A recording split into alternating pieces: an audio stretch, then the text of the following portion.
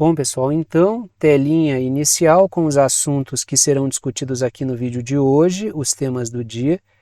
5 temas no total, 2 deles em vermelho, porque são os temas em destaque. Os temas em destaque são os assuntos que aparecem no título e na capinha do vídeo. E aqui embaixo um recado que é sempre importante. A minutagem permite que você selecione na linha do tempo o tema que quer assistir, de forma que vocês podem assistir ao vídeo inteiro ou apenas aqueles assuntos que forem do interesse de vocês. E sem mais delongas, a gente parte para o primeiro tema, que é o seguinte. Lá na parte superior da tela, dentro daquela caixinha preta, eu coloco o seguinte título: A Rússia vê o dedo da OTAN no ataque que sofreu. Desde o início, desde que eu estou abordando esse tema aqui com vocês e desde que a Rússia começou a se manifestar sobre esse ataque, uma coisa ficou muito clara e eu fiz questão de expor para vocês. Existe uma versão que está sendo defendida pela OTAN de que o ISIS-K, que é o braço afegão do ISIS, foi quem atacou a Rússia por motivos que ainda estão por serem esclarecidos, tá? Mas desde o início a Rússia deixou muito claro que buscaria as conexões mais complexas, porque, segundo ela própria, segundo o próprio governo russo, a Rússia sabe quem promoveu o ataque, mas precisa saber quem contratou o ataque.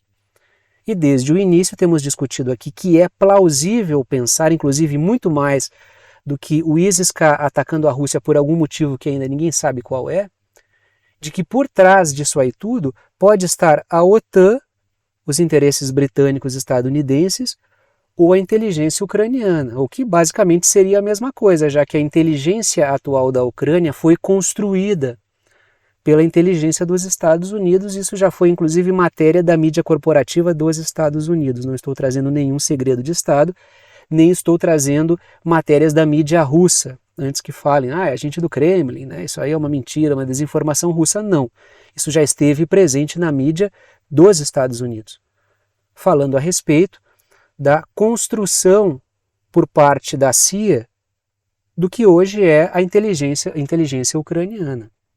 Então a Rússia, desde o início, ela deixou muito claro que iria buscar essas conexões. Por quê? Porque é plausível pensar isso.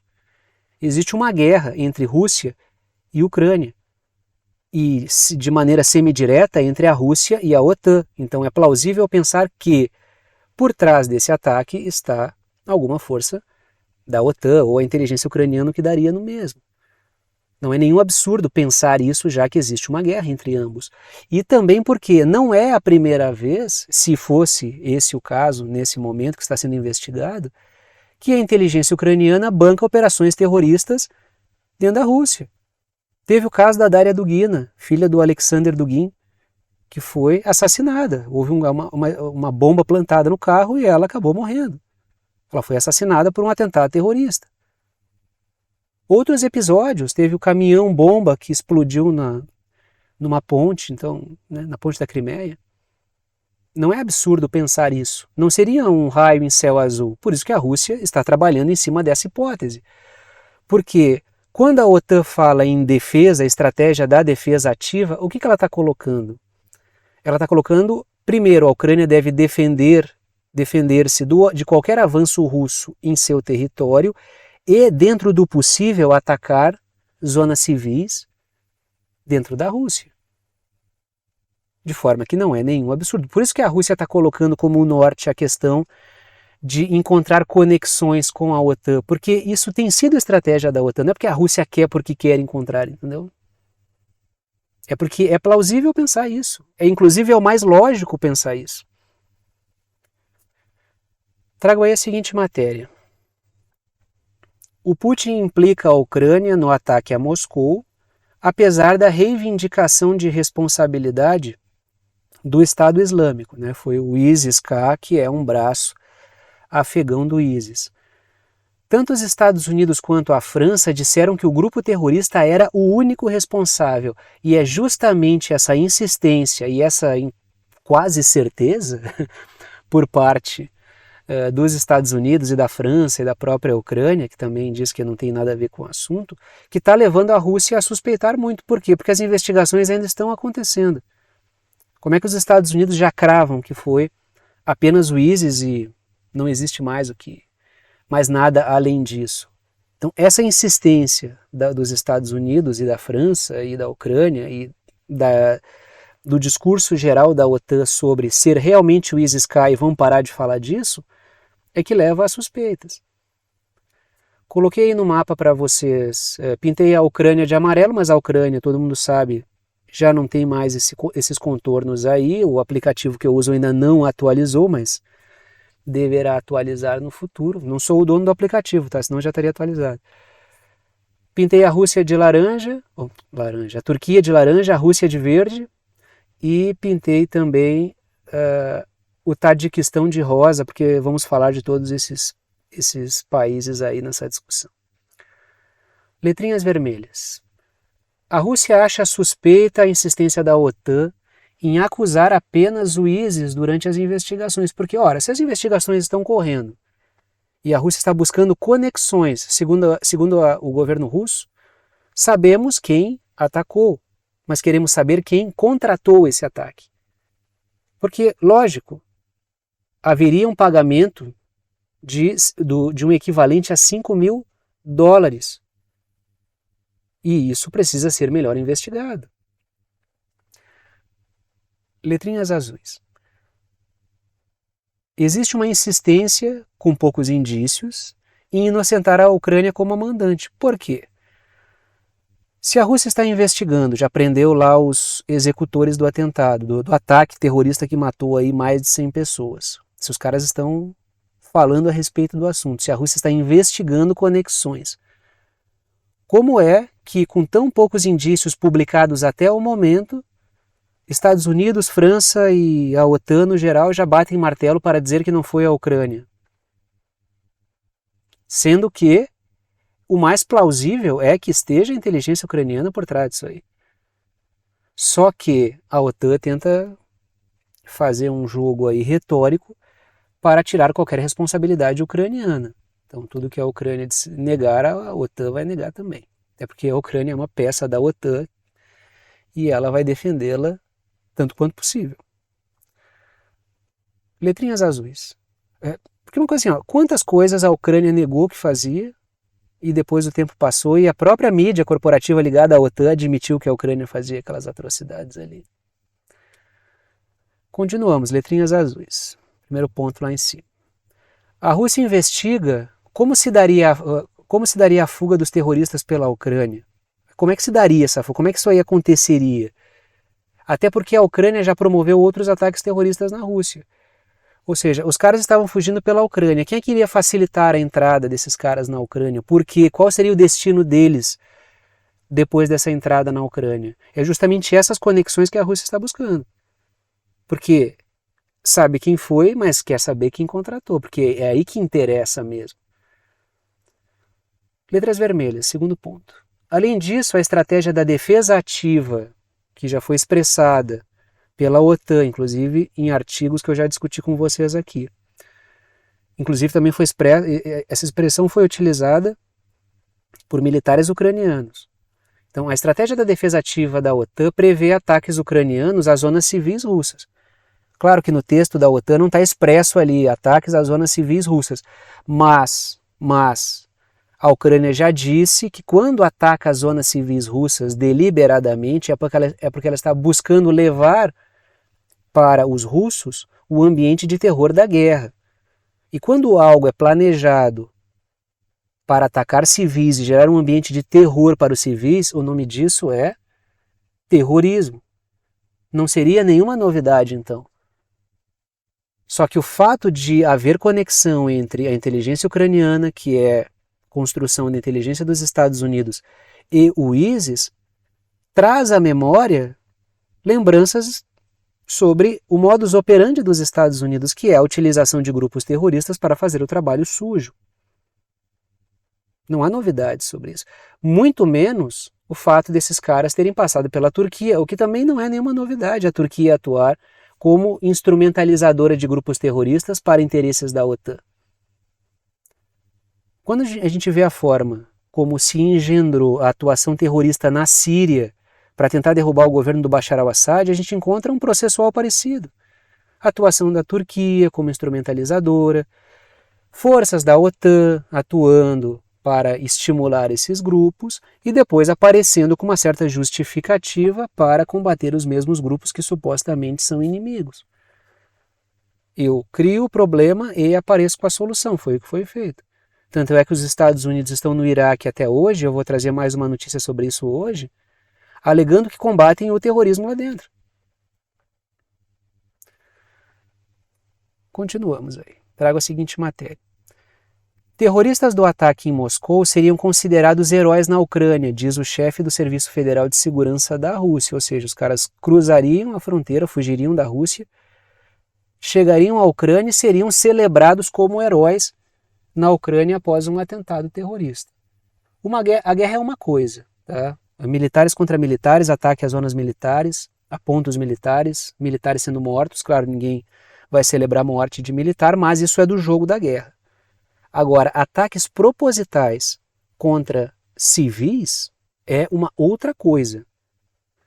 Ataca uma região militar, no meio de uma guerra, civis acabam morrendo. Isso não é para se celebrar, isso não é normal, mas isso é do jogo da guerra. Agora, ataques planejados para matar civis e ainda contratando grupos notoriamente terroristas, inclusive reconhecidos pelos próprios contratantes como terroristas, isso é uma coisa que a OTAN vai negar até o final. Tem um vídeo que eu já fiz aqui, que ele é como os Estados Unidos construiu o terrorismo na Síria, ou como o governo Obama construiu o terrorismo na Síria, que eu falo um pouco sobre isso. Eu acho que o título é mais ou menos isso, mas faz tempo que eu fiz já. Mas está aí, né? Ele está aí, que mostra um pouco esse processual de Turquia envolvida, governo dos Estados Unidos, construção de grupos terroristas. Tinha casos lá de e-mails que já foram vazados pelo Wikileaks, afirmando figuras que atuaram no governo Obama e que hoje fazem parte do governo Biden. Inclusive o Biden era vice do Obama. A Al-Qaeda está do nosso lado, expressões desse tipo, né, na troca de e-mails. Letrinhas verdes. Ele afirma que a Ucrânia, né, ou seja, o chefe do Serviço Federal de Segurança da Rússia, que a Ucrânia poderia abrir uma janela para os terroristas cruzarem a fronteira para fugir da Rússia e lá na Ucrânia serem celebrados como heróis, matando civis. Uma coisa é um grupo de militares ucranianos empreenderem um ataque contra militares russos e obterem vitória. Isso é uma coisa completamente diferente. Isso é do jogo da guerra, entendeu? Uma vitória militar de um lado militar contra outro lado militar é uma coisa. Agora, terroristas, sabidamente terroristas, inclusive reconhecidos pelos próprios contratantes, que é o caso da OTAN, atacando civis russos e matando civis russos e voltando para o território que não é a OTAN, mas é ferramenta da OTAN, que é a Ucrânia, e sendo celebrados como heróis, é uma informação bastante complicada da OTAN explicar esse tipo de coisa, né? Letrinhas azuis. O governo russo disse que está claro quem atacou, mas ainda é preciso encontrar quem contratou, que é o que eu estou falando desde o início, tá? Continuamos aí nesse mesmo assunto. Agressores de Moscou entraram brevemente na Turquia para renovar autorizações de residência russas, e eu complemento ali com uma informação entre parênteses, estavam na Rússia havia alguns meses, disse uma autoridade turca, ou seja, aquele elemento que apareceu lá no início, que foi uma das primeiras informações, inclusive, que vieram à tona, mas que não receberam e continuam, ao meu ver, não recebendo um tratamento adequado, essa coisa deles terem passado pela Turquia é muito importante. Isso não tá tão presente na discussão quanto deveria, por causa do papel que a Turquia cumpre nisso. E esse elemento apareceu logo no início e foi, assim, honestamente falando, o que mais me chamou a atenção. Essa passagem desses dois caras que atuaram no um ataque terrorista que matou as pessoas, mais de 100 pessoas, chegando em 140 aí, se não me engano. A passagem desses caras pela Turquia, e ficaram lá 20 dias. Aí a Turquia diz que era para renovar as autorizações de residência russa, já que os caras estavam na Rússia há alguns meses. Aí foram lá renovar para continuar na Rússia. Letras vermelhas, segundo ponto. 2 dos terroristas que são do Tajiquistão, é a nacionalidade deles, teriam entrado na Turquia para receber instruções sobre o ataque e lá ficaram por cerca de 20 dias. Os caras são do Tajiquistão, estavam na Rússia, mas venceu ali o período deles de residência, que eu acho que é de 3 meses. Aí eles foram na Turquia renovar, isso é o que a Turquia disse. E ficaram lá por cerca de 20 dias, não ao mesmo tempo, tá? Foram em momentos diferentes, mas teriam juntos saído da Turquia e ido para a Rússia. Isso é o que a Turquia diz, né? Ficaram lá por 20 dias e foram renovar sua residência. A questão é a seguinte, quem coloca ali que eles foram lá para receber instruções sou eu. Aí já é a parte da especulação plausível, totalmente plausível. Segundo o papel que a Turquia desempenha dentro da OTAN. A Turquia é um membro da OTAN. Ser apenas um membro da OTAN não quer dizer muita coisa. Se os caras tivessem passado por qualquer outro membro da OTAN, isso poderia não significar alguma coisa, só pelo fato dos caras terem passado lá.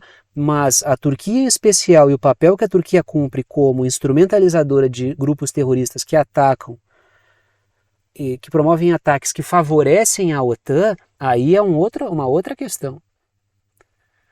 Letrinhas verdes. A Turquia tem papel central na instrumentalização de grupos terroristas pela OTAN. Por isso que me chama a atenção. Não é pelo fato, os caras pisaram em qualquer território da OTAN, logo a OTAN. Não é por isso. Mas o fato dos caras terem passado pela Turquia pouco antes, né, alguns dias antes de promover esse ataque aí, né, algumas semanas antes, se não me engano, é isso que torna a coisa mais interessante, né? Letrinhas azuis. A partir do episódio terrorista na Rússia, os Estados Unidos tentam reavivar a sombra do medo do ISIS. Tanto é que toda a Europa já está, não estou dizendo todos os países, mas aparece a França, a Itália, e já começam a emitir alertas e começam a falar sobre possíveis ataques terroristas. Aí já existe todo o requentamento de um cenário de medo terrorista, que eu já falei para vocês. Pode sim ser instrumentalizado para ampliar o nível de repressão contra a sociedade, no momento em que estão ocorrendo protestos em países europeus. E protestos que estão colidindo com a agenda da OTAN, como é o caso dos protestos dos agricultores. Repito, não que os agricultores sejam contra a OTAN, não tem lá faixa contra a OTAN, não é isso aí. Mas as reivindicações dos agricultores colidem com projetos de setores financeiros britânicos e estadunidenses, que é a própria agenda da OTAN, como eu já discuti várias vezes com vocês aqui. Trago a seguinte matéria da Reuters, mídia corporativa, que é para os algoritmos aí alavancarem a gente, ou tentar, né? Exclusivo, o Estado Islâmico ainda é uma ameaça no Iraque, diz o embaixador dos Estados Unidos. Olhem o oportunismo, supondo que eles tenham aproveitado e não criado a situação, dos Estados Unidos em torno dessa questão aí. Eles utilizam o episódio do ataque à Rússia, por parte do ISIS-K, que é o braço afegão do ISIS, para levantar a bola novamente o ISIS não está morto, para continuar no Iraque, já que o governo do Iraque não quer que os Estados Unidos continuem lá, porque sofrem pressão. O apoio que os Estados Unidos têm dado a Israel, o suporte no massacre, são comparsas no massacre de pessoas que está acontecendo na faixa de Gaza, isso está gerando um ambiente de insatisfação e ódio regional contra os Estados Unidos também. E dentre outros motivos, que não só esse, né? Aí existe uma pressão da população iraquiana para que o governo do Iraque expulse os militares dos Estados Unidos de lá. Aí os Estados Unidos dizem, não, a gente não pode sair daqui porque tem o ISIS atuando aqui, e olha lá, os caras não estão mortos. Letrinhas vermelhas. No Iraque, os Estados Unidos utilizam a sombra do ISIS para prolongar sua presença militar e o governo iraquiano tem solicitado a sua retirada do país, dizendo que não, o ISIS não é um problema mais. Diga-se de passagem, o maior risco terrorista no Iraque são os Estados Unidos, sempre foram. Letrinhas verdes. A presença Yankee no Iraque e na Síria também gera uma blindagem para Israel contra o Irã, já que a gente pega... Deixa eu ver se esse primeiro mapa que eu coloquei permite ver isso, acho que não. Permite sim. Ao sul da Turquia está a Síria e ao lado da Síria ali está o Iraque. E a gente tem vizinho do Iraque, o Irã.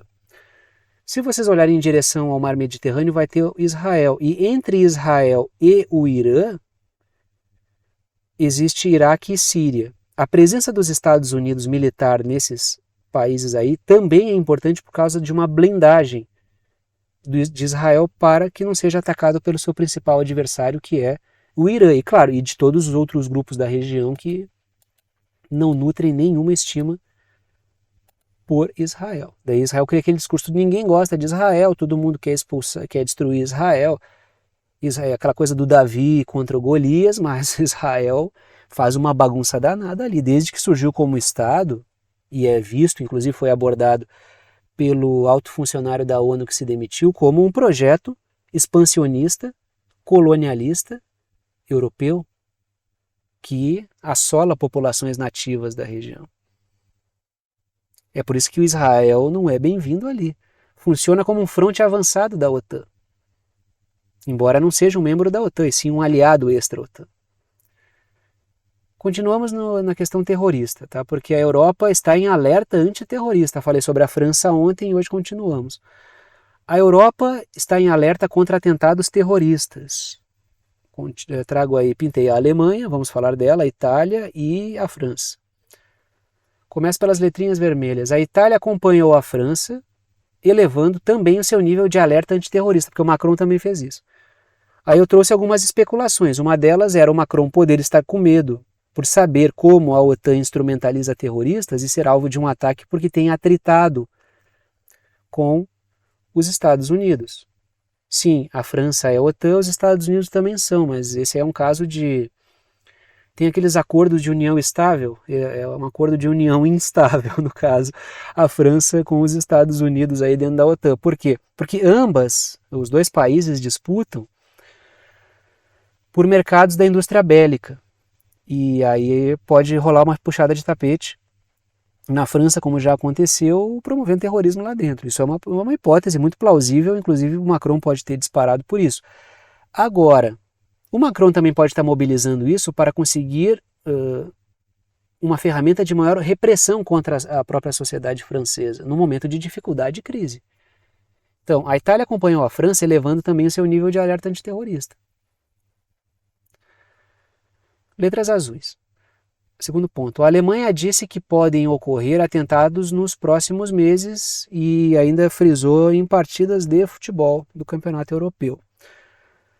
O ponto aí tem, esse ano, 2024, tem Olimpíada na França. Aí o Macron também vai trabalhar pesadamente em cima disso. Eu já vi, inclusive, o Macron falando que iria buscar um cessar-fogo, acho que na Ucrânia.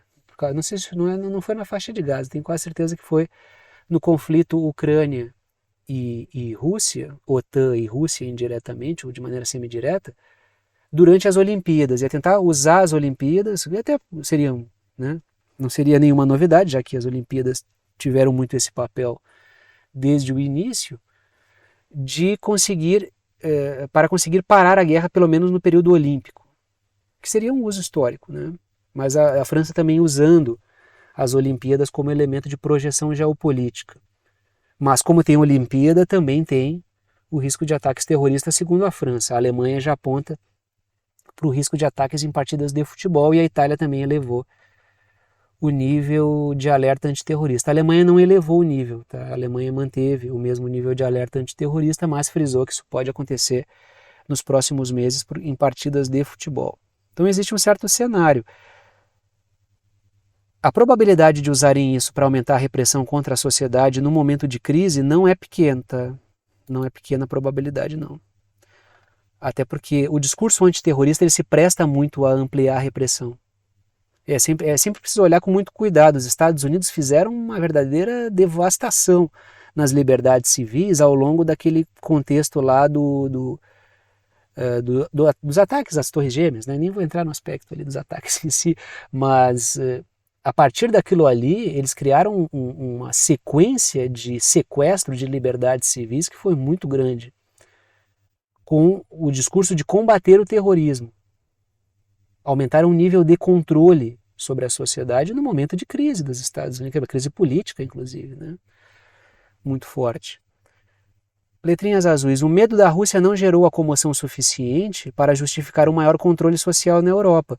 E o ambiente europeu é de protestos. A gente vê os protestos de agricultores que os caras estão fazendo cada dia uma coisa diferente. Os caras estão atirando cabeça de porco nos políticos, estão espalhando fezes pelas ruas. Os caras estão indignados, porque houve o claro movimento de governos europeus de cortar os subsídios e deixar os caras na chuva.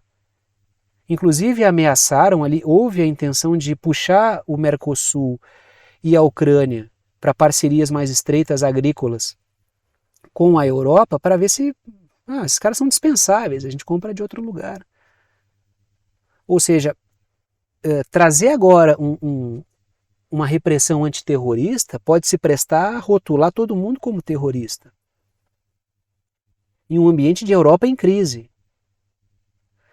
Ou seja, a partir desse episódio aí da Rússia, muita coisa pode ser feita, sabe, uma cajadada que matou um monte de coelho.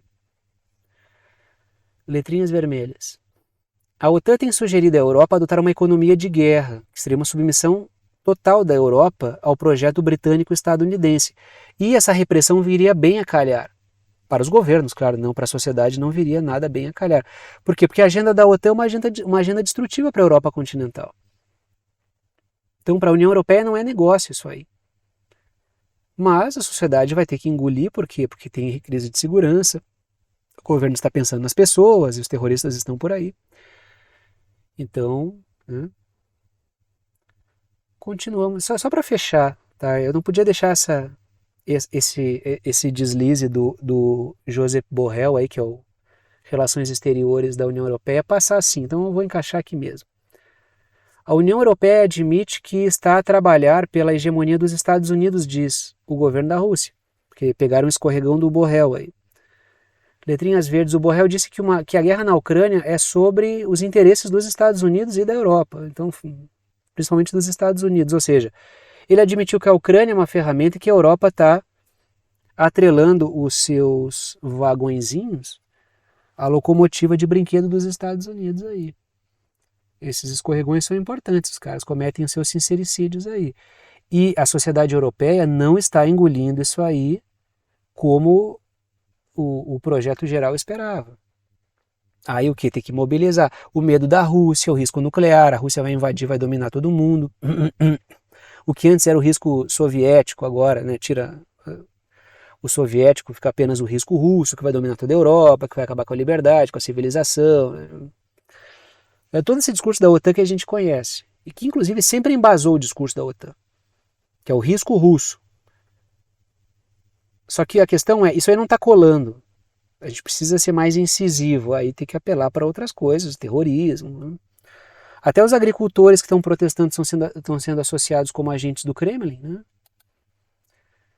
O nível de repressão tende a subir, porque é crise. Para controlar a crise social, o protesto, precisa de artifícios de repressão e para que as pessoas concordem com repressão, ou seja, para jogar parcelas da sociedade contra outras, para que elas endossem uma repressão, porque não dá para meter repressão sem um certo, digamos assim, sem a anuência de uma parte da sociedade, entendeu? Uma parte da sociedade considerável tem que concordar com aquilo ali. Por isso que tem que se usar o mais variado, a maior variedade possível de discursos para que a sociedade aceite. É o risco disso, o medo daquilo. Então, o sentimento de medo autoriza, faz com que as pessoas entreguem as suas liberdades normalmente. Aí tem que mobilizar o terrorismo, o risco da Rússia, mas o que está por detrás de tudo isso aí é a criação de um ambiente de submissão econômica da Europa continental aos interesses financeiros britânicos e estadunidenses. Aí cria-se inimigos externos. Né? A gente viu nos períodos totalitários aí a criação dos mais variados inimigos externos. Pelo interesse da nação. Né? Vamos para o Oriente Médio, tá? Porque a Alemanha está na alça de mira. Finalmente, né? Eu trouxe algumas falas do Olaf Scholz aqui extremamente servis ao projeto de Israel, o projeto sionista. Finalmente, agradeçamos a Nicarágua, que realmente apontou a metralhadora giratória para a Alemanha e fuzilou, porque estava na hora de alguém denunciar todo o servilismo do Olaf Scholz ao projeto sionista. E claro, o Olaf Scholz vai buscar a história nazista para uma espécie de expiação de pecados, atendendo todas as reivindicações de Israel. Só que nessa vontade de corrigir, isso é discurso, ele não quer corrigir a história nenhuma, ele vai entrar em um novo erro, ou seja, a Alemanha promoveu genocídio no passado e agora apoia genocídio, é coparticipante inclusive, arma os grupos que promovem genocídio. Só que mudou o personagem. Teve massacre contra judeus lá atrás, hoje o Estado de Israel, o sionismo, massacra palestinos, mas o que continua? A Alemanha apoiando o massacre. Só que ela usa um discurso de, vou aqui lavar todos os meus pecados agora, dando arma para Israel matar civis aos montes. E a Nicarágua apontou isso. Finalmente alguém apontou ali para a Alemanha como responsável. Trago o seguinte título: A Alemanha é acusada por mortes em Gaza. A matéria é da mídia israelense. Tá? Vou trazer alguns dados aqui importantes. Em meio a pedidos de embargo de armas, dados aí de uma agência sueca, mostram que 99% das importações de armas israelenses entre 2019 e 2023, o que está entre parênteses foi o que acrescentei para dar mais corpo ali, aproveitar melhor esse título aí, tá? Não está na matéria em si. Fora dos parênteses está o que está na matéria, eu enxertei o que está dentro dos parênteses, tá? Entre 2019 e 2023 vem dos Estados Unidos, 69% dos Estados Unidos e 30% da Alemanha, ou seja, 99% é Estados Unidos, maior fornecedor, e a Alemanha em segundo lugar. Aí a Nicarágua foi lá e disse, não, a Alemanha tem que ser responsabilizada. Porque os Estados Unidos não respondem a ninguém, entendeu? Em tribunal nenhum. Eles não respondem a nada, porque eles não concordam, não assinam nada. Agora, a Alemanha dá para responsabilizar, porque a Alemanha ela já fica mais na alça de mira, então vamos responsabilizar a Alemanha, porque ela também tem uma responsabilidade sobre isso. Circulei aí em vermelho a faixa de Gaza, tá? Primeiro ponto, letrinhas vermelhas. O governo Biden renovou o apoio militar a Israel de maneira incondicional. É preciso lembrar isso. Mas o Biden ele se absteve lá de votar. Não, tudo bem. Mas é preciso lembrar que ele renovou o apoio militar a Israel, que foi celebrado por lobbies israelenses, que são bipartidários, tá? Não vai achar o Trump vai chegar e vai salvar o mundo. Não, isso é bobagem. É um lobby bipartidário, tá? Por favor. Não é porque eu critico o Biden que eu apoio o Trump, pelo amor de Deus. Agora é preciso frisar o que é teatro também nos Estados Unidos. O Biden, se ele cede, é porque as circunstâncias são muito desfavoráveis. Se ele não vetou, se o governo Biden não vetou aquela resolução de cessar-fogo temporário, é porque houve o cálculo de que seria prejudicial para os Estados Unidos num ponto que talvez fosse incontrolável. E lembremos, o governo Biden renovou o apoio militar a Israel de maneira incondicional. Os lobbies israelenses celebraram esse apoio incondicional. Os lobbies sionistas. Letrinhas azuis. O Olaf Scholz, primeiro-ministro alemão, evoca a história do nazismo para justificar o seu apoio incondicional a Israel. Então, assim, houve o Holocausto, lá no período nazista, perpetrado pelo governo alemão naquele momento. Aí eu vou passar a vida inteira assinando embaixo de todo assassinato que o Estado de Israel promover, por quê? Para expiar esses pecados do passado, pelo amor de Deus, né? Eu já falei várias vezes sobre esse tipo de conduta completamente errada do governo alemão. O governo alemão está fazendo eu banquei um genocídio lá atrás, eu perpetrei um genocídio, e eu estou sendo um comparsa de um genocídio hoje. Ontem foram mortos judeus, hoje são mortos judeus e muito mais gente, né? E hoje estamos sendo comparsas de um genocídio palestino.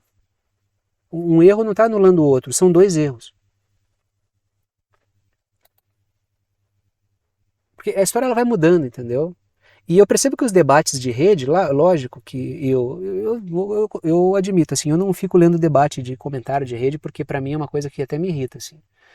E até porque boa parte das vezes eles são baseados em espantalhos, em má fé, totalmente má fé, ignorância, arrogante, né? Porque o cara não sabe e ainda por cima ele nem admite isso. E eles ficam nessas imagens congeladas. A extrema-direita sempre é nazista e anti-sionista e antissemita. A história ela vai mudando. Inclusive, se a gente partir da linha que foi defendida por aquele alto funcionário da ONU que se demitiu, quando ele diz que Israel é um projeto colonialista europeu que massacra povos da região e os palestinos são semitas, povos de origem semita, os antissemitas, neste caso, massacrando, os antissemitas são o Estado de Israel, que está massacrando palestinos, que são semitas. Precisa observar isso aí. E se a gente vai olhar a origem de uma parte considerável da população de Israel, vai ser de origem europeia. E aí? Como é que fica a história nesse caso, né? Então essa coisa de Israel sempre luta contra a extrema-direita é uma bobagem, porque a gente vai ver o discurso e a prática dos grupos que dão suporte ao governo do Netanyahu, que é o extremismo sionista, esses caras são de extremíssima direita, que tem um discurso contra os palestinos igual ao discurso dos nazistas contra os judeus. Quem vê a história de maneira congelada é que vai criar esses espantalhos, boa parte das vezes para defender a atrocidade do Estado de Israel. Continuamos aí, letrinhas azuis. A questão é como os Estados Unidos e a Alemanha vão se comportar após a aprovação da resolução de cessar-fogo temporária no Conselho de Segurança da ONU. Podem mandar as favas e não mudar nada? Claro, isso pode acontecer. Mas isso cria arcabouço legal para medidas serem tomadas. Agora, ninguém pode dizer assim, eu não posso fazer nada porque legalmente eu não posso fazer. Não. O Conselho de Segurança da ONU falou sobre um cessar-fogo em Gaza. Quem não seguir pode ser sancionado, pode ser bloqueado, não pode? Israel não pode ser alvo de sanções e bloqueios, não é um motivo para isso? Já que está desrespeitando uma resolução do Conselho de Segurança da ONU? Se não, para que serve isso aí? Trago a seguinte matéria. A Alemanha será a próxima a enfrentar acusações em Haia pelo genocídio em Gaza. Foi puxado ali, ó. Letrinhas vermelhas, puxado pela Nicarágua. A Nicarágua fará a Alemanha responder em abril por armar Israel em meio ao massacre. Então a Alemanha está sendo chamada à responsabilidade. A Alemanha, de novo, respondendo por genocídio. O que significa que, eu vou apoiar o genocídio de hoje para apagar o de ontem. Não, vai ser responsabilizada pelos dois genocídios. Porque errou lá atrás e está errando agora. Mas eu não vou ceder à pressão de grupos neonazistas alemães. Aí, com o discurso de ser anti-extrema-direita alemã, tu vai armar a extrema-direita israelense. Diga-se de passagem, o projeto anti-palestino, de trucidar palestinos, ele é, digamos assim, abraçado não só pelo extremismo sionista. O sionismo liberal também abraça essa tese. Então, entra governo e sai governo em Israel, a gente vê que os palestinos seguem sendo patrolados em maior ou menor intensidade. Tanto é que os palestinos veem os grupos políticos de Israel como disputa de facções criminosas. Porque os dois projetos são antipalestinos. Letrinhas verdes. A Alemanha também é acusada por cortar o apoio à agência humanitária da ONU em Gaza sem nenhuma justificativa e nenhuma prova de Israel. Israel não apresentou uma prova sequer daquela suposta atuação de agentes da agência humanitária da ONU junto com o Hamas. Não houve nenhuma apresentação de provas. E muito pelo contrário, Israel é acusado de ter torturado agentes para admitirem algo que não tinham feito. Mas isso não significou muito para a Alemanha mudar a sua conduta, né? A Alemanha, o comportamento da Alemanha é um comportamento humilhante perante os olhos do mundo, né? A Alemanha não tem autonomia desde o final da Segunda Guerra Mundial, foi completamente devastada e não tem nenhum direito à autonomia militar, e isso também não lhe garante nenhuma autonomia geopolítica. Mas o nível de submissão da Alemanha parece ultrapassar essa explicação de não ter autonomia militar, né? Atinge níveis humilhantes para a Alemanha.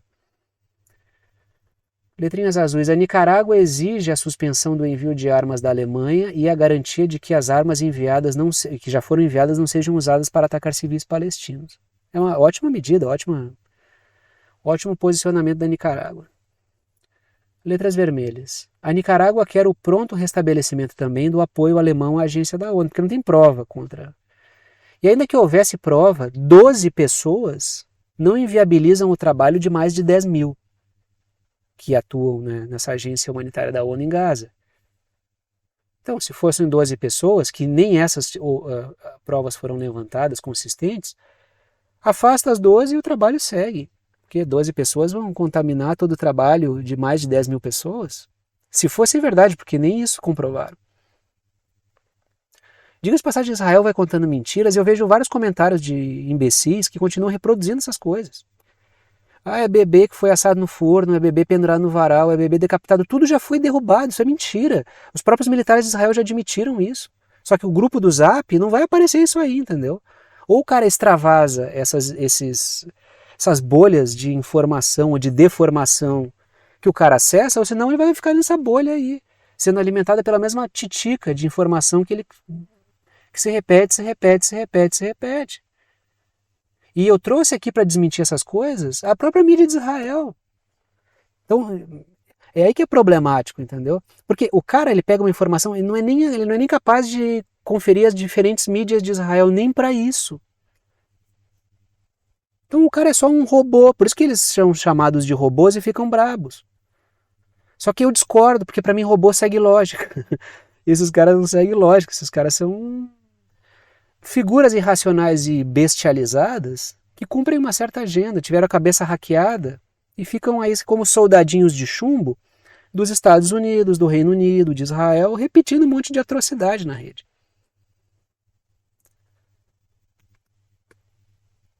Letrinha, porque assim, ó, as coisas que esses caras repetem, elas são tão porcaria que elas sequer são o nível de bobagem que a mídia corporativa defende.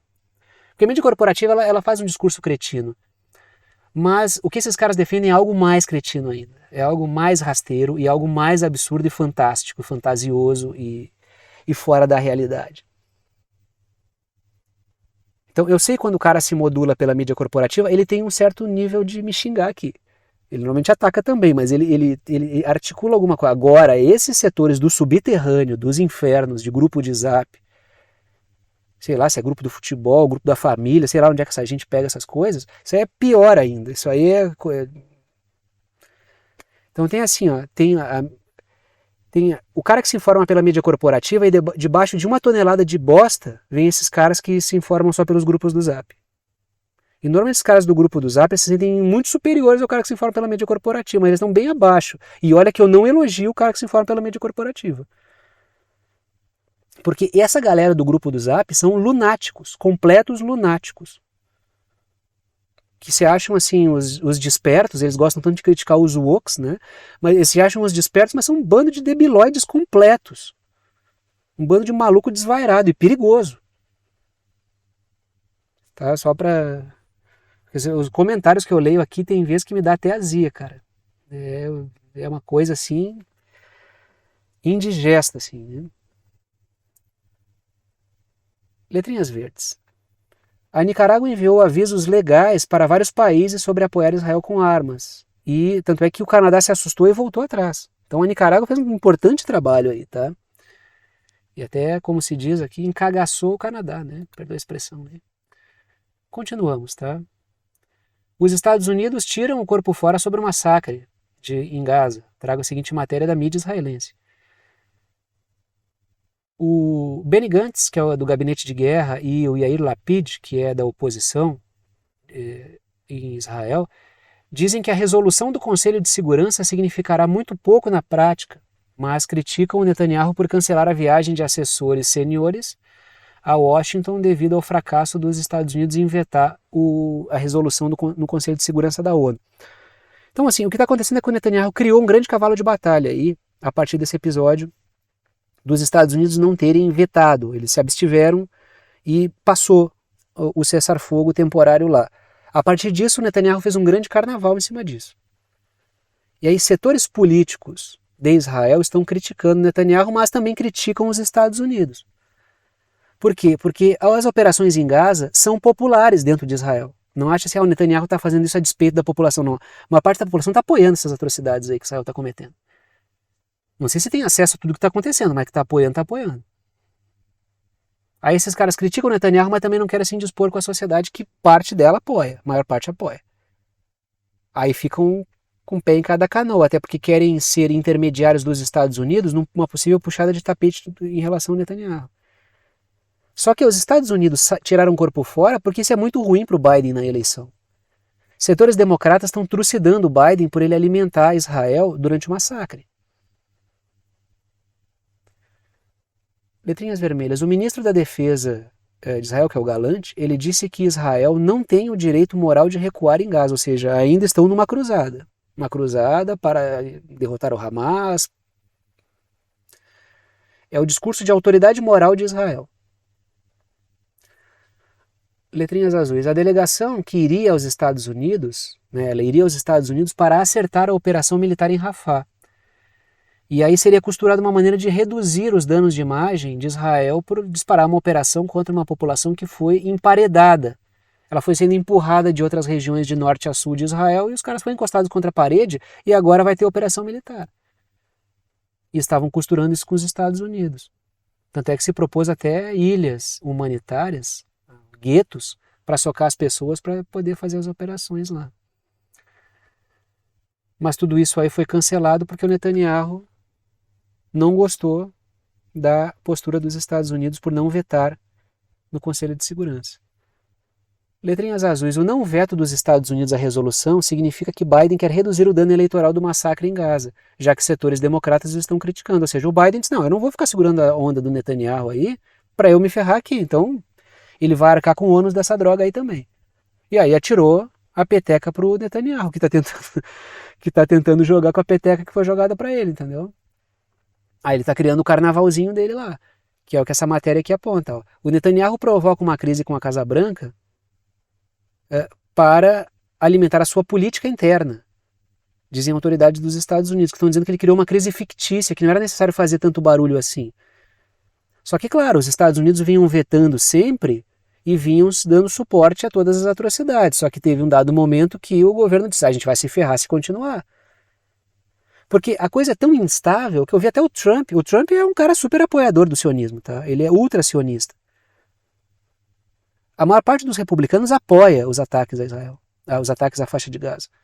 Só que até ele colocou assim, não, isso aí tem que parar porque você está queimando o filme de Israel, até porque o Trump também tem aquela coisa de querer costurar os acordos de Abraão.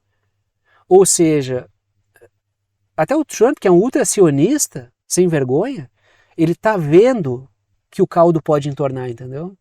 Que a coisa está ficando feia para Israel mesmo. Letrinhas vermelhas. O Netanyahu não pode parecer apoiar o cessar-fogo diante da sua base extremista sionista. Ou seja, essa galera do Ben Gvir, Smotrich, que é a base do governo dele, não pode ver isso que está acontecendo. Eles não podem aceitar que os Estados Unidos tenham promovido a abstenção, não tenham vetado. E não podem apoiar isso. Aí o Netanyahu tem que mostrar serviço para essa galera também, porque se ele perde a base de apoio, ele perde o governo. Se ele perde o governo, ele pode ser preso. Letrinhas verdes. A questão é como o Netanyahu irá conduzir a pressão extremista por uma operação em Rafah. Essa operação em Rafah, se acontecer realmente, se ela não for só um mote para pressão para negociar com o Hamas, vai ser um episódio bastante feio, né? Aí a gente vem para a América do Sul, mas não saímos de Israel, porque o assunto continua sendo, de certa forma, Israel. A Colômbia propõe isolar Israel. A proposta do Gustavo Petro foi ótima. E olha que eu não sou grande fã do Petro, né? Quem acompanha o canal sabe que eu já malhei pau, mas também, quando se trata dessa questão aí, de como ele se porta perante Israel sobre os palestinos, ele tem acertado. Tá? Eu vou ser bem honesto com vocês.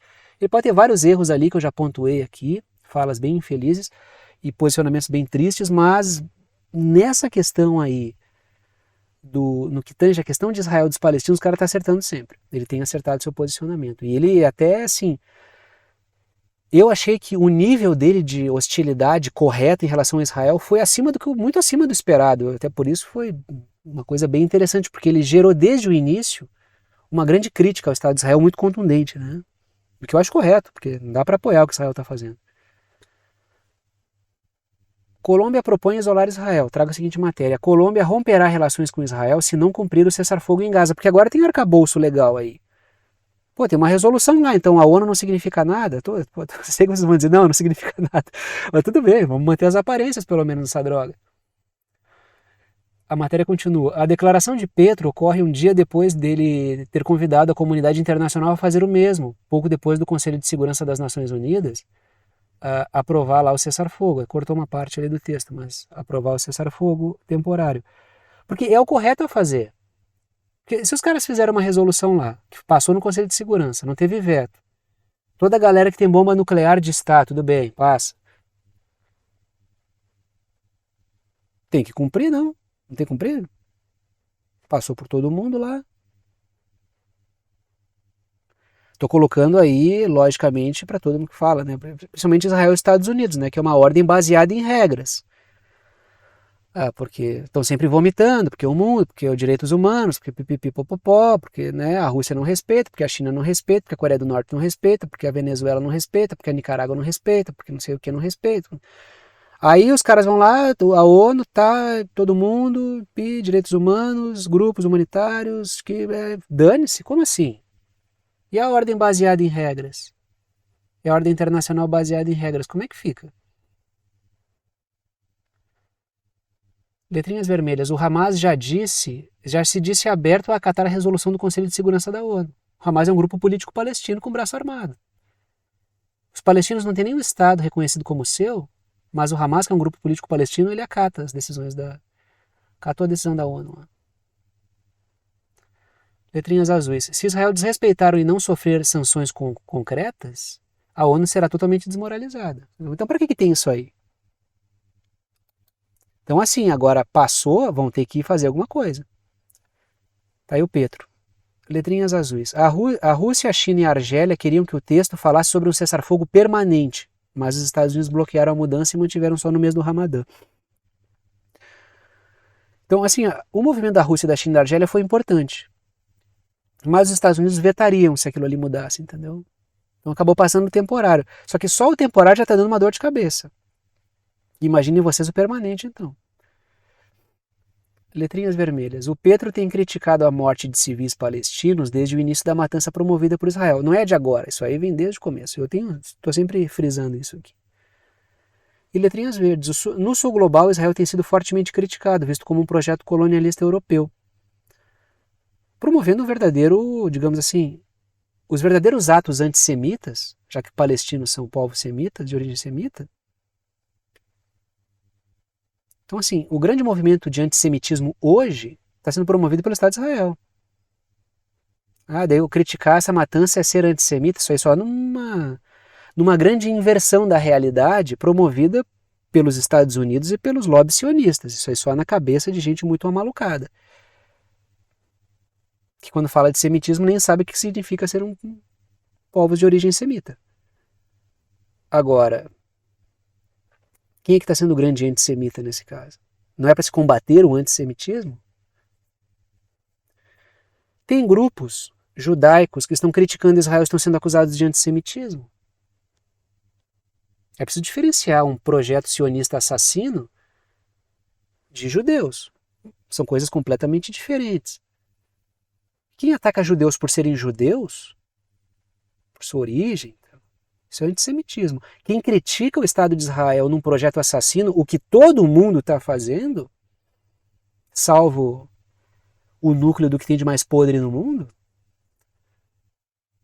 isso aí é uma crítica realista e consistente, inclusive humanitária, porque ninguém vai se compadecer com Israel, já que ele está matando civis palestinos aos montes. 70% dos assassinados na faixa de Gaza são mulheres e crianças.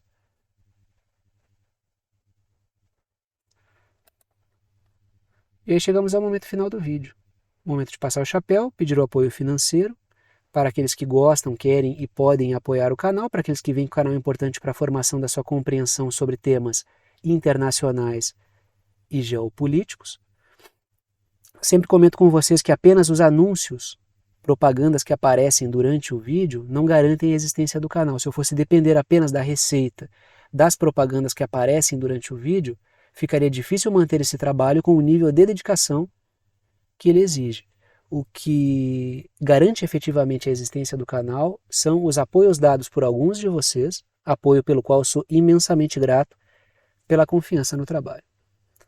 Aí estão as 3 formas de apoio, não estão em ordem de importância, qualquer uma das 3 é bem-vinda, escolham uma delas, escolham aquela forma que for mais prática para vocês. Seja lá que maneira de apoiar vocês escolherem, vocês podem apoiar com o valor que vocês quiserem, uma ajuda solidária, ajuda quem pode, ajuda quem quer e ajuda com quanto quiser. E o conteúdo fica aberto aí para todo mundo, pois o que mantém efetivamente o canal é o apoio solidário que é dado por vocês. Primeira forma de apoio, por boleto bancário ou cartão de crédito pela plataforma Apoia-se, está aí o endereço, o link, o site do Apoia-se, que é uma plataforma de apoio financeiro. Pode apoiar com o valor que quiser, qualquer uma delas. Segunda forma de apoio é pelo Pix, está aí a chave Pix, que é uma chave de e-mail. Tem gente que usa o número do celular, número do CPF, número do CNPJ, CPF, telefone CNPJ, que é o que as pessoas usam como chave Pix. Eu uso um e-mail. Se vocês digitarem, escreverem lá na chave Pix, pixverdadeconcreta@gmail.com, vai aparecer o meu nome, que é Thiago, e vocês podem fazer a doação no valor que vocês quiserem. E a terceira forma de apoio é pelo botão Seja Membro, que fica embaixo do vídeo, ajuda aqui pelo YouTube, tem várias faixas de valor, vocês escolhem ali a faixa de valor que estiver dentro daquilo que vocês quiserem apoiar. Repito, as 3 formas de apoio são bem-vindas e repito também, agradeço aos que apoiam pela confiança no trabalho. Vou parando por aqui e tchau para vocês.